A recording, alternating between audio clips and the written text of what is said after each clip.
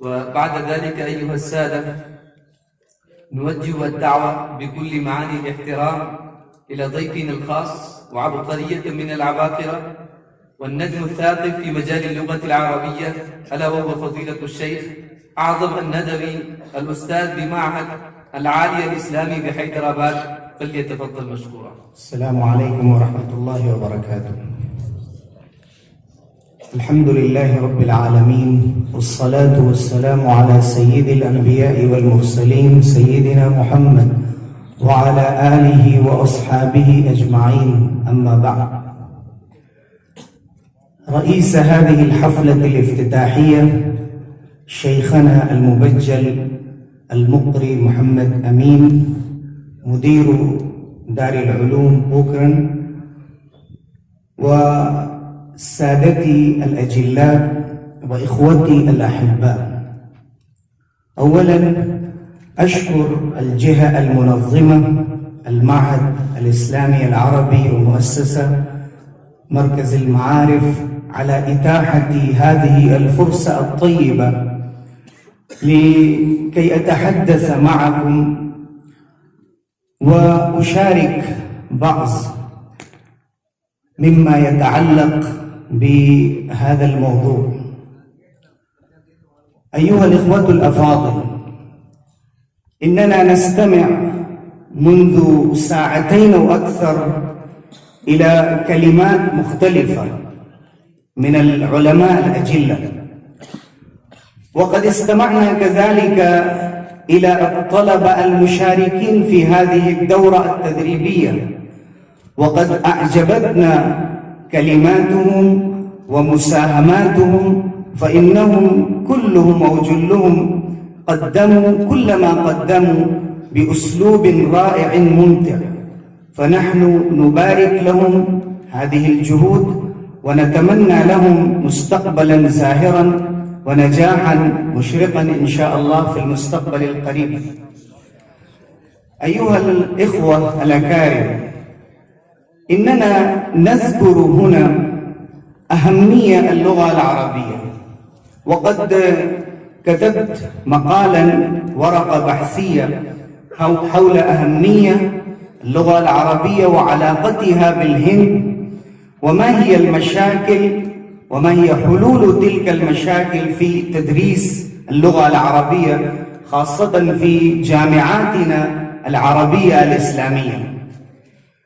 وفي هذا السياق ذكرنا المعهد الإسلامي العربي وهذه الدار، فالفضل يرجع إلى الشيخ شرف العالم، أنا أقول هو شرف العالم القاسمي، فإنه قام بدور مشكور ملموس في هذا المجال، ونجله النجيب البارع أخي الفاضل حماد الكريمي الندبي كذلك له دور كبير وجهود مشكورة في هذا المجال. الفضل يرجع كذلك لإقامة هذه الدورة التدريبية إلى الشيخ نصر الدين القاسمي، فإنه يعتبر أديبا وخادما للغة العربية وآدابها في هذه المنطقة وفي أرجاء الهند، في أنحاء الهند كلها، فنشكر الجميع على إتاحة هذه الفرصة. ولكن في هذا السياق أريد أن أسترعي انتباهكم إلى أن الإسلام كلما ذهب إلى منطقة أو بلد فذهب بالعربية. الإسلام فتح البلاد باللغة العربية، فالمدينة المنورة كانت عاصمة للحكومة الإسلامية الأولى، وقد أديرت تلك الحكومة باللغة العربية، ولكن الإسلام عندما غادر المدينة المنورة سياسة في زمن سيدنا علي بن أبي طالب رضي الله عنه إلى الكوفة، فذهب الإسلام بالعربية. كذلك عندما جاء الإسلام جاء بحكومته إلى دمشق الفيحاء وحلب الشهباء بلاد الشام وفلسطين، فذهب الإسلام بالعربية. كذلك في كل العصور الأموية، مرة ثانية في العصور العباسية الأولى إلى مدينة بغداد في زمن المنصور وهارون الرشيد وغيرهم، مدينة السلام. وكذلك في العصور السلجوقية والعثمانية، كلما ذهب الإسلام وفتح الإسلام منطقة أو بلدا فبالعربية، واستادت اللغة العربية في تلك المناطق. ذهب العربية إلى بلاد الرافدين، العراق، إلى المغرب، تونس، الجزائر، إلى بلاد الأندلس. فاللغة العربية فتحت أنحاء المعمورة، أرجاء المعمورة كلها. وكذلك عندما دخل الإسلام بلاد الهند، فدخل عن طريق التجارة، عن طريق التعليم، عن طريق التدريس، فجاء كذلك بالعربية. ولكن بالأسف الشديد أننا قد ضيعنا تلك الثروة الهائلة التي تركها لنا سلفنا الصالح الهنود، يعني الأعلام الهنود في كل العصور، بداية من العصور الغزنوية والخلجية والغورية وعهد المماليك والتغالقة وعصر المغول. في كل عصر من هذه العصور نرى أبرز الأعلام في مجال اللغة العربية في كل العصور، مثلا عطاء السندي والإمام الصاغاني، كذلك زين الدين مخدوم الصغير من المالباري، الإمام شاه ولي الله الدهلوي وأسرته. وكذلك نرى غلام علي آزاد البلقرامي، العلامة فيض الحسن السهارنفوري. وبعد ذلك، فيما بعد ذلك من الزمن، عندما أسست المدارس والمعاهد الدينية، فنرى هنالك جهودا مشكورة في مجال التأليف، في حركة التأليف باللغة العربية. نرى الشيخ خليل أحمد السهارنفوري صاحب بذل المجهود، كذلك الشيخ إعزاز علي الديوبندي كما ذكر الشيخ سجاد آنفا. وكذلك نرى الشيخ العلامة أنور شاه الكشميري له مؤلفات ضخمة في اللغة العربية. وبعد ذلك عندما أسست دار العلوم ندوة العلماء أو دار العلوم التابعة لحركة ندوة العلماء، فكان من مقاصدها وأهدافها الرئيسية تيسير هذه الحركة العربية إلى الأمام. وأسست مجلة الضياء وصاحبها الشيخ مسعود عالم الندوي، والشيخ أبو الحسن علي الحسني الندوي، الإمام الكبير الذي عندما بدأ التأليف في اللغة العربية وخطب أمام العرب، فكما قال الشاعر: وما الدهر إلا من رواة قصائدي، إذا قلت شعرا أصبح الدهر منشدا. فأنشد العالم كله ملبيا صوته. كذلك نرى بعد ذلك عندما انطلقت هذه الحركة في كل الأرجاء، في دار العلوم ديوبند، في دار العلوم ندوة العلماء، في مظاهر العلوم، فنجد أن هناك أعلام كبار في مجال اللغة العربية. شيخ الحديث محمد زكريا الكاندلبي صاحب أوجز المسالك. ونرى كذلك مجلة البعث الإسلامي التي أسسها الأديب الفقيد الشيخ محمد الحسني، الذي قد أثارت كتاباته ضجة في العالم العربي، وكان العرب ينتظرون كتاباته، صاحب الإسلام الممتحن. والشيخ السيد محمد واضح رشيد الحسني الندوي، والشيخ الدكتور سعيد الأعظمي، رئيس تحرير مجلة البعث الإسلامي، كذلك شيخنا ورئيس ندوة العلماء فضيلة الشيخ السيد محمد رابع الحسني الندبي، صاحب كتب ضخمة كبيرة في المقررات الدراسية وغير ذلك من الكتب، لهم بصمات.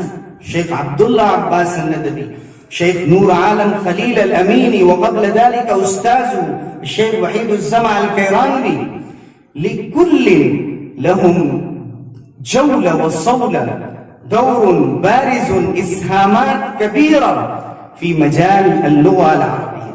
كذلك لو نتوسع قليلا فالشيخ عبد الرحمن المبارك بوري صاحب تحفة الأحوزي، الشيخ صفي الدين المبارك فوري صاحب الرحيق المختوم، كذلك نجد الشيخ أبو محفوظ الكريم المعصومي.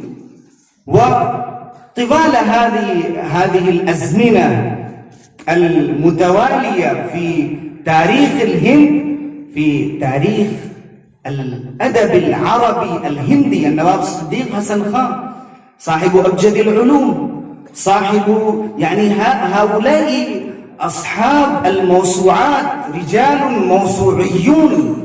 ونذكر في هذا السياق صاحب سواطع الإلهام أبي الفضل الفيضي، صاحب تفسير القرآن بغير النقطة، ولا نتفق مع مواقفه.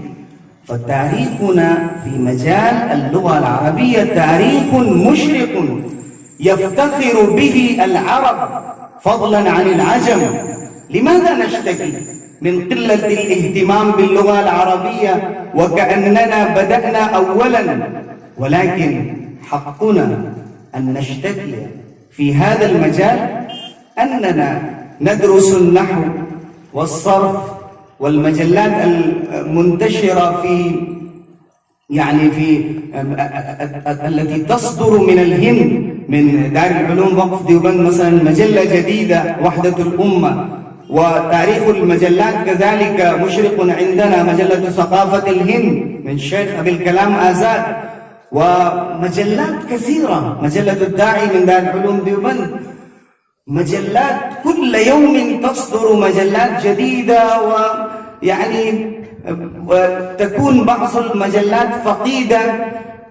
ومع ذلك نحن نكتفي بالنحو والصرف والبلاغة فقط نحفظ القواعد ولا نطبقها على اللغة. فهذا المعهد الإسلامي العربي إنه جاء بطريقة جديدة ممتعة بإنشاء هذه الدورات التدريبية، ولكن كلما نذكر إسهامات العلماء وإسهامات البارزين من العلماء، والعلماء الذين لا يزالون يقومون بأدوارهم في كل المجالات المتصلة باللغة العربية، فيجب علينا أن نذكرهم جميعا ونشكرهم جميعا ونفتخر بهم جميعا.